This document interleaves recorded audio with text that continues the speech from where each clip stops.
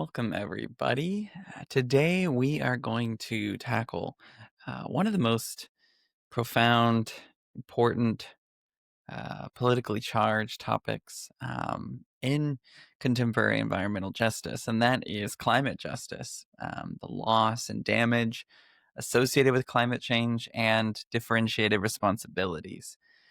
So, these aren't just, academic policy concepts, they are really at the heart of why climate change negotiations, climate justice moves so slowly. And I'm really going to focus on that today. Climate change and the environmental justice implications related to it are massive. We could spend an entire course talking about that. But I want to really focus on these issues of, why some countries feel betrayed by wealthy nations and why young people are demanding action and frustrated with any progress towards climate change solutions we've seen today. So, my goal is for you to understand why this is not just a very serious environmental problem, but a profound environmental injustice. And we're going to talk about who bears responsibility for fixing it, what's actually happening in some of these global negotiations, and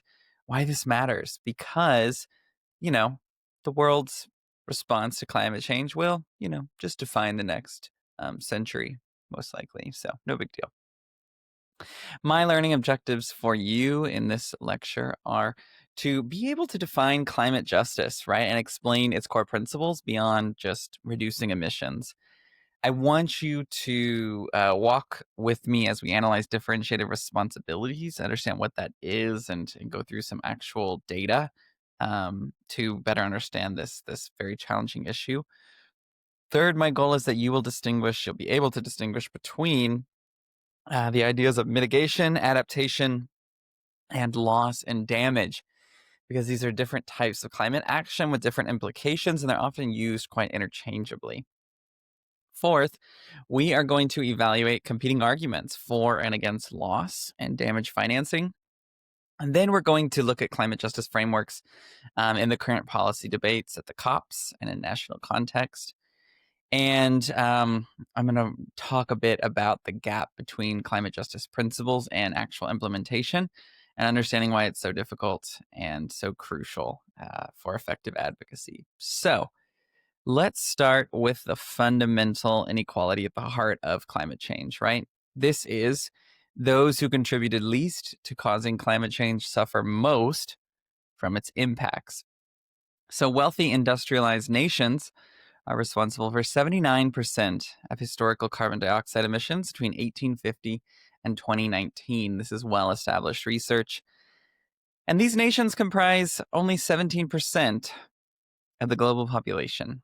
Meanwhile, low-income countries contributed less than 1% of historical emissions, but face disproportionate climate impacts, including droughts, floods, sea level rise, and a host of other problems, including agricultural disruption, increased disasters and storms.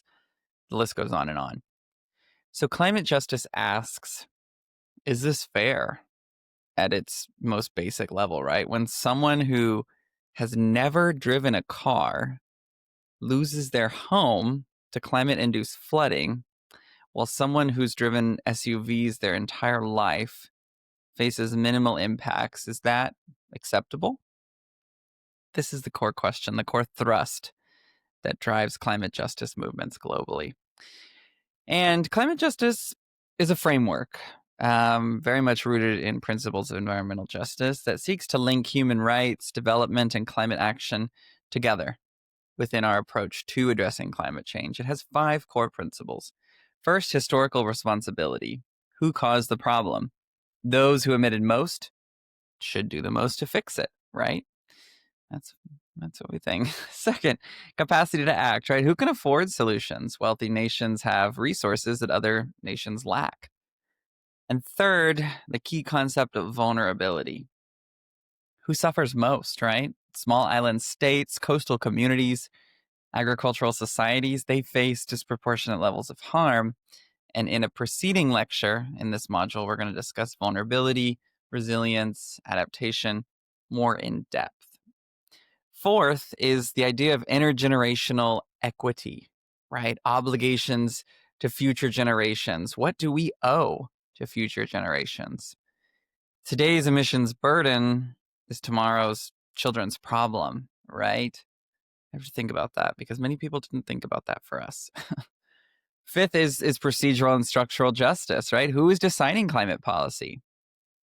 Vulnerable nations deserve voice proportional to their risk. We're going to evaluate if that's actually happening, right? Climate justice approaches the issue of climate change as an ethical and political issue, not just one that requires environmental solutions. Okay. It challenges the framing of climate and climate change as a neutral scientific problem that everyone faces equally. Okay. So it's another, application of this critical lens. So, historical emissions, right? Let's look at the actual numbers. Cumulative carbon dioxide emissions from 1850 to 2021, the United States has contributed 509 billion tons. It's 25% of the total, right? European Union, China, India. Look how drastically these numbers start to drop, right? The entire African continent, 43 billion tons, 2%. So why do cumulative emissions matter more than current emissions? Well, because CO2 stays in the atmosphere for 300 to 1,000 years, right? Today's climate impact result from yesterday's emissions. The US and Europe industrialized over 2 centuries, emitting continuously and often colonizing and plundering many nations today that are seeking to industrialize, develop in similar ways. China industrialized rapidly, but recently. Their historical contributions differ dramatically. Look at that. Climate justice argues that historical emissions, they matter. They create responsibility for addressing the consequences of today and the future. Per capita tells another story. Current per capita emissions tell a very stark but equally important story, right? There's a lot of differences here. Per capita emissions in 2022, measured in tons of CO2 per person per year, Qatar was the largest, 37.6, followed by the US, Canada, Australia. And again, this is not a comprehensive list, but you can see how this changes based on different countries' size, where they are in the world, their development status. So climate justice asks the question, should everyone have an equal carbon budget, right? If every human has equal rights, well, should we have equal rights to emit? If so, Americans and Canadians are using far more than their fair share, right? Indians and Bangladeshis are using far less. This creates an argument for differentiated emission reduction obligations. Those emitting most, maybe they should cut deepest and fastest. So this brings us to common but differentiated responsibilities, right? This is also called CVDR. And this is a foundational framework principle in the UN Framework Convention on Climate Change, established in 1992, right? This group established that all countries share responsibility for addressing climate change, but responsibilities differ based on historical contributions and capabilities. Developed countries should lead on mitigation and support developing countries in their efforts. This was operationalized through Annex 1 countries, developed nations having binding emission targets. Non-Annex 1 countries, developing nations, had no binding targets, okay? And developed countries committed to financial and technology transfers to support developing country action. This principle is very hotly contested. Some wealthy nations argue it's outdated, and many developing nations insist it's essential for justice. So there's different types of climate action, and understanding loss and damage requires distinguishing 3 types, okay? Mitigation means reducing greenhouse gas emissions through renewable energy, efficiency improvements, forest protection. Mitigation prevents future warming, okay? We are trying to prevent future emissions. We're trying to reduce, okay? This has been the pathway, the mantra, for generations since we've been, grappling with the issue of climate change, and still is preached by many today. Now, adaptation means adjusting to climate impacts through seawalls, drought resistant crops, early warning system.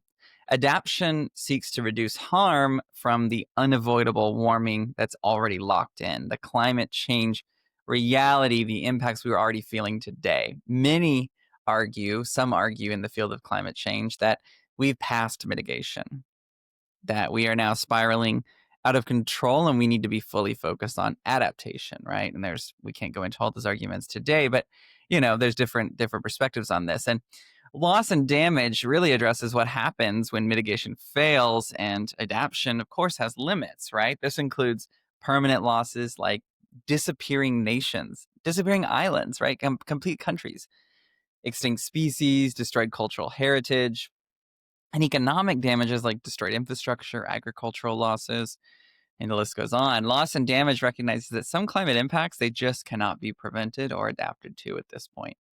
They're irreversible.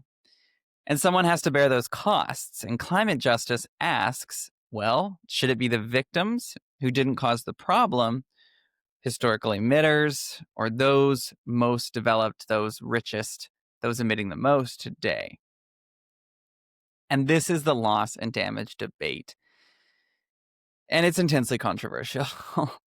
Vulnerable countries argue that they face irreversible loss from emissions that they didn't produce in the first place and are not honestly producing today. And adaptation has limits, right? A small island nation cannot adapt to complete submersion, right? Justice requires compensation for these losses. Now, wealthy countries, they have resisted historically this framing. They fear the legal liability for climate damages. They worry about open-ended financial obligations with no cap. They prefer framing everything as adaptation rather than loss and damage, because adaptation doesn't imply responsibility or compensation. Language matters enormously here, right? Adaptation funding sounds charitable, right? Support, assistance. But loss and damage funding implies acknowledgement of responsibility for harm caused. And we're not even talking about colonial legacies and histories and all of that. That's why wealthy nations resist, and they continue to resist this term, while vulnerable nations have insisted that this needs to be the shift in language and focus.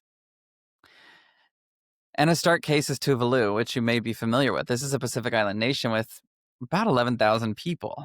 The highest point in Tuvalu is 4.5 meters above sea level. It's right at sea level. It's an island, right? They're experiencing flooding, saltwater intrusion into freshwater supplies, coastal erosion. And scientists project that Tuvalu will be completely uninhabitable by 2100. That's already happening. Many people in Tuvalu are already migrating to Australia and New Zealand. Tuvalu's total annual emissions are 0.00001% of the global total. Per capita, 1 ton of CO2 per year. That's well below the global average.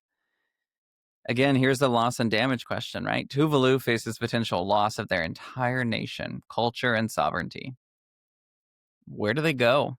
Where do they relocate? What happens to their maritime territory? What compensation exists for losing your country? No adaptation technology can prevent national disappearance if seas rise enough. It's permanent. It's irreversible loss caused entirely by others' emissions across the globe, right? Climate justice demands that this needs to be addressed. So let me go through my notes here. Go through this. I have a few examples in here, but I'm going to skip through them just a little bit for time. But I'm going to kind of rant a little bit about the COP, right? So the COP in Sharm el-Sheikh, Egypt in 2022, this was seen as a potential breakthrough. And if you're not familiar, the COP is this annual conference where nations come together to discuss climate change. Countries, seek to agree to establishing frameworks and guidance together to tackle this on a global scale. But in 2022, in Egypt, countries agreed to establish a loss and damage fund, okay? And this was the first explicit recognition of loss and damage financing in any UN negotiations. It followed decades of advocacy by the Alliance of Small Island States and the Climate Vulnerable Forum, right? And wealthy nations, for the first time, finally acknowledged responsibility for financing responses to climate impacts in vulnerable countries, right? This was big. And the agreement moved beyond mitigation and adaptation, right? It was going to, for the first time, seek to address this irreversible loss. It was a major victory in the movement, right? But, and this is crucial, the agreement left all the implementation details unresolved. Who contributes to the fund? Who receives money? How much? What governance structure? These questions remained open, which has set up the continued conflict we see today. Move now to COP28 in Dubai in 2023. They sought to, let me jump through my slides here. I was trying to replay the video and I messed it up. They sought to operationalize the funds, right? So initial pledges totaled approximately 700 million from the UAE, Germany, UK, US, and others. The World Bank said they will host the fund initially, which is controversial because many developing countries distrust the World Bank. You can look that up a bit more if you'd like to understand why. Look at Jamaica as a specific example. The eligibility criteria was set to prioritize particularly vulnerable countries, right? But here's the problem. 700 million was pledged. It's not very much. Estimates suggest 400 billion is needed annually by 2030 for loss and damage in vulnerable countries. The gap between pledges and needs reveals the implementation challenge. Climate justice principles have been acknowledged in principle, but not fulfilled in practice. Vulnerable countries celebrate the fund's creation, but the debates continue, and they recognize it's grossly insufficient, and this has still not been solved. I don't believe this was solved at all at the most recent COP, but we can look that up. But so we'll kind of weigh both sides of the coin here, right? So let me lay out the arguments supporting loss and damage finance. Ethically, there's the polluter pays principle, right? Those who caused the harm should repair it. There is unjust enrichment, which argues that wealthy nations built prosperity on emissions that now harm others. They benefited. Victims deserve compensation. There's also the compensation for harm, which frames climate damages as injury requiring remedy, just like any other harm in law. And capacity to pay, this emphasizes that wealthy nations can afford assistance without sacrificing well-being, and that is their obligation. And practically, there are humanitarian imperatives to prevent suffering and death, right? Stability arguments note that unaddressed climate impacts are already causing and will continue to cause migration, increased global conflict. This threatens everyone's security. And trust arguments, these emphasize that finance builds the cooperation needed for effective global climate action. If vulnerable nations feel abandoned, right, they're not going to want to cooperate on mitigation. Why would you? Here's some arguments against, and I would argue some of these are quite made in bad faith. Objection 1, hey, we didn't know fossil fuels caused harm when we industrialized. Well, you did. Exxon knew about climate risk in 1977. The IPCC, the International Panel on Climate Change, was established in 1988, and action was delayed for decades despite knowledge. So ignorance can't really be claimed here, right? Well, hey, developing countries emit too. Well, cumulative emissions matter. Remember how important cumulative impacts are, right? Current emissions in lower income countries reflect survival needs, food and heating, right? Not luxury consumption like we see in wealthy countries. Objection 3, well, this opens unlimited liability. Well, the fund can have defined criteria and caps, right? Legal frameworks can limit obligations. Should they? I mean, this is where the debate spirals round and round, but this is always, well, this will just be unlimited liability, is a lot of the excuse that these nations hide behind. Objection 4, right? Adaptation funding already exists. Well, adaptation has limits. Some losses are irreversible, as we mentioned, requiring separate treatment. And these impacts of climate change are we are just passing threshold after threshold after threshold, right? You can only adapt so far with so many resources. Objection 5. Well, hey, economic development lifted millions from poverty. Oh, this is my least favorite. This is true, but beneficiaries of development should address harms to non-beneficiaries, right? Benefit doesn't erase your obligations to the world, right? Again, these are arguments rooted in justice. So, who pays? Well, this is very contentious, as we talked about, right? Multiple allocation formulas have been proposed. If we're talking about historical emissions, well, the US and the EU pay most. If we're talking about current emissions, well, China and the US pay most under that scenario. By per capita emissions, well, that would be Qatar, the Gulf states, US, and Canada. By GDP and capacity, well, this would be wealthy nations paying regardless of emissions.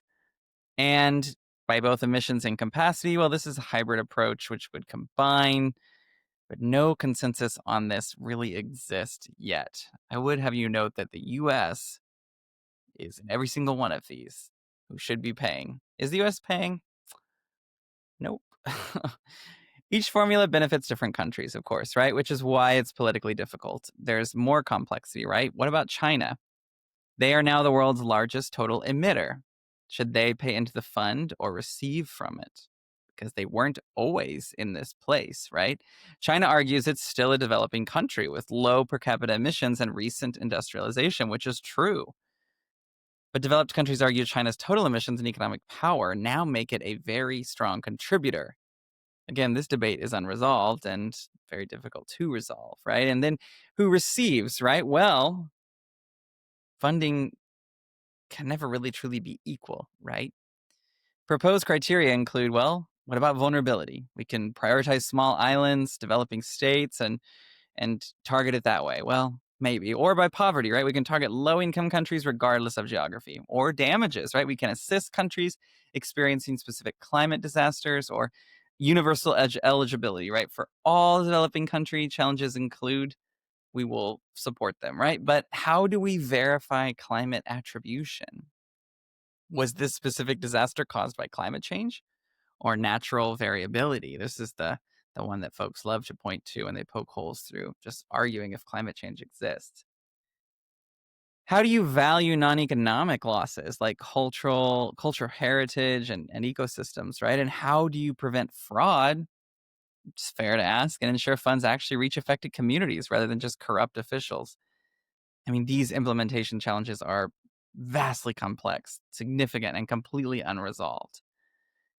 And then there is the development dilemma. What about the right to development versus these emission limits, right? The global south argument goes like this. Well, we didn't cause the problem. We need energy for development and poverty reduction. You industrialized using fossil fuels. Now you tell us we can't do the same. Climate action shouldn't trap us in poverty. It's a fair argument, right? And then you have the counter argument. Well, the atmosphere doesn't care about fairness, right? Only total emissions. Renewable energy is now cheaper than fossil fuels in most contexts. And you can leapfrog dirty development, adopt clean energy from the start.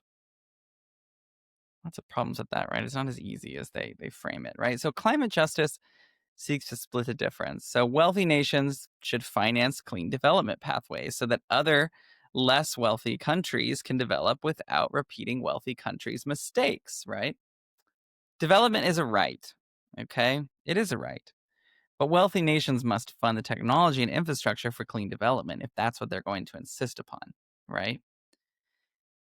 And again, let's make this concrete, right? With carbon budgets. The remaining carbon budget for a 50% chance of limiting warming to 1.5 degrees Celsius, which we may have already missed, is approximately 300 gigatons of CO2.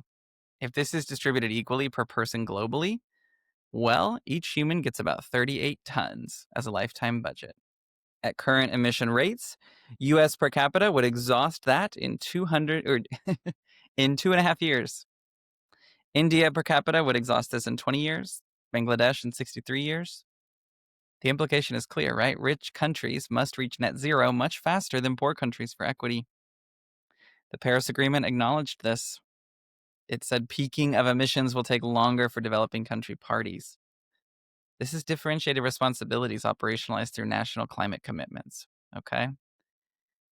And climate justice is increasingly looking beyond states to other responsible actors, right? What about fossil fuel corporations? What about Chevron, ExxonMobil, BP, and Shell? They're responsible for 15% of global emissions between 1988 and 2015. They knew about the climate risks. They did the science. We have evidence of this. They funded denial campaigns. They made record profits exceeding $200 billion in 2022. There are growing calls for windfall taxes on fossil fuel profits and legal liability for damage. But again, they have powerful lobbyists. What about high wealth individuals, right? The richest 1% are responsible for 16% of global emissions through private jets, yachts, multiple homes. Maybe wealth-based climate taxes are what are needed, right? What about historical colonial powers? That climate debt extends to colonial reparations. Resource extraction from colonies fueled industrialization that caused climate change at the expense of many countries who are now trying to industrialize, don't have that option, and are experiencing the worst of these impacts, right? Who decides climate policy? Current processes have problems, right? Small island states have equal votes in UN negotiations, but they have limited capacity to participate in complex technical negotiations. Fossil fuel lobbyists, on the other hand, routinely outnumber delegations from indigenous communities and vulnerable nations at COPs. Chew on that, right? Decisions occur in English, using technical language that excludes many affected communities. Youth and future generations who bear consequences are vastly unrepresented in these decision-making spaces. So it's tough. Proposed reforms, they include strengthening the voice of the most vulnerable nations through capacity building. Many pushes, which seems quite obvious, to exclude fossil fuel interests from negotiations. As tobacco industry was excluded from health negotiations, it just seems wild that we allow fossil fuel executives and companies to come to the table at these negotiations. It's wild. We need to have more youth formally involved in decision making, right? We need to improve the transparency in climate finance. It's an imperative. And climate change is inherently intergenerational, right? Today's emissions are creating tomorrow's impact. Children born today will very likely live through the year 2100. They didn't cause the problem, but they're going to face the worst impacts. And the current generation makes decisions affecting their entire lives. The youth climate movement argues that we are sacrificing their future for our convenience. Do you agree? They deserve a voice in decisions affecting them. Adults have a moral obligation to leave a livable planet, right? Legal innovation must include youth climate lawsuits that are already being filed in dozens of countries, right? Youth plaintiffs argue that governments are violating their constitutional rights by failing to address climate change. And some have won. The Montana youth climate case in 2023 succeeded, right? These cases are operationalizing intergenerational justice through law. But here's the reality check, and this is tough, right? What does climate justice require? Well, some estimates say that $400 billion or more annually for loss and damage, and that over $1 trillion annually will be needed for adaptation. We need rapid emission cuts by wealthy nations. We need to reach net zero by 2040 or 2050, or how about even better, by yesterday. We need technology transfer to developing countries to help them cut down their emissions. We need to build that capacity. We need to fund that capacity building. But what's actually happening? Well, we have a measly 700 million pledged for loss and damage. That's 0.2% of what's needed. 25 billion per year in actual adaptation finance. That is a shortfall of $200 billion every year. And that gets higher. That number gets higher and higher. We've got insufficient emission cuts, putting us on track toward 2.5 to 3 degrees of warming. And that's catastrophic. We were trying to hedge to 1.5, and now look at this, right? Debt burdens, they're forcing vulnerable countries to cut climate spending rather than increase it. The gap between principle and practice is enormous. Climate justice, it's won rhetorical victories, but not implementation, and that's what matters at the end of the day. Climate justice, though, is not without its critiques, right? From multiple directions. From the political right, we hear things about rejection of collective responsibility for past emissions, emphasis on innovation over redistribution, preference for market solutions, like the market is going to correct this rather than mandated transfers that are rooted in justice. But I mean, from the left, we see the climate justice framework is too timid, which I agree with, right? Capitalism itself is incompatible with climate stability. We can't just keep running the machine, ramping up the machine that put us here in the first place, right? We need systemic transformation, not just finance, not just more finance. And development economists are also worried, right? They worry that climate finance is displacing traditional development aid, right? They have concerns about creating dependencies. Pragmatists, they say perfect justice is impossible. They want to focus on what's politically achievable rather than ideal. Makes sense, right? I mean, these critiques reveal deep disagreements about both diagnosis and solution. Climate justice is a wicked problem. You can see all these different facets where it just gets more and more complex the more you unravel it. And we're only talking about who pays, who receives responsibility here, right? So, I don't want to get you into like an anxiety spiral, but there are things you can do, right? First is, continue educating yourself, continuing to focus on education of yourself, follow climate negotiations, read papers, the voices of vulnerable communities, understand the stakes, amplify those voices, right? Share perspectives from frontline communities experiencing these impacts, support organizations working on climate justice, join the youth climate movements, support vulnerable nation advocacy groups, and put pressure on institutions, right? The university, the government, corporations you interact with. Vote with your wallet. Show them that this matters to you. And make connections. Make connections between local environmental issues and global justice, right? Look for solutions in those connections. Look for leverage points and ways to amplify messages. And look how you can make a difference in your own discipline, right? Every field has contributions to make, whether it's communication, business, environmental studies, economics. I mean, look at all these different voices that are weighing in, right? Everybody can make a contribution. We can't let ourselves just drift away into the night, being so resigned to our sealed fate, right? We have to do more.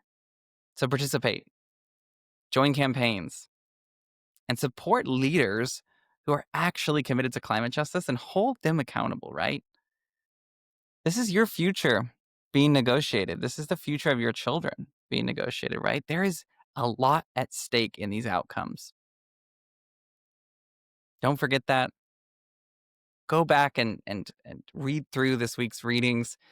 You know, Try to dive deeper and think critically about this idea of responsibility and who pays, right?